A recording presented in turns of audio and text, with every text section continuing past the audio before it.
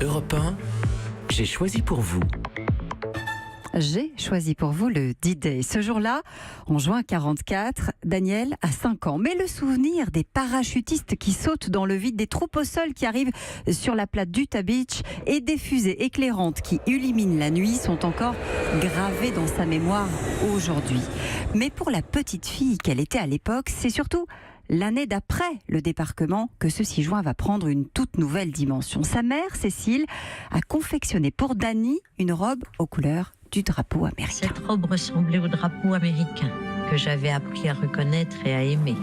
Elle avait été fabriquée avec des parachutes qui avaient servi au largage de soldats américains dans les champs voisins de mon village le jour J.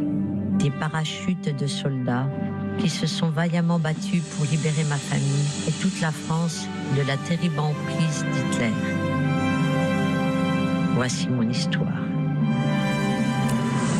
Ce jour-là, une stèle est inaugurée. Bon nombre de soldats sont là. La fillette, drapée dans sa bannière étoilée, va faire un effet bœuf. Alors, chaque année, sa mère va coudre pour elle la même robe aux couleurs de la liberté. Et chaque année, la petite fille va revenir avec sur elle ce qu'elle appelle son passeport. Ce drapeau qui va lui offrir un accès direct à chaque fois aux personnalités présentes. C'est comme ça qu'au fil des ans, elle va faire signer René Coty, Vincent Auriol, le général Lawton Collitz, mais aussi De Gaulle ou Robert Sink, qui commandait à l'époque la Easy Company, jusqu'au jour où Florence, sa fille, reprend le flambeau.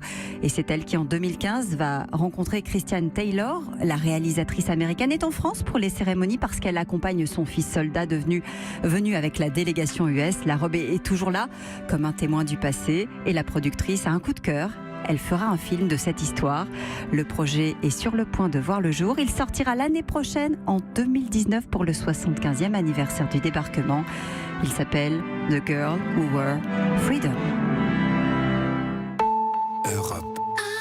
Europe 1.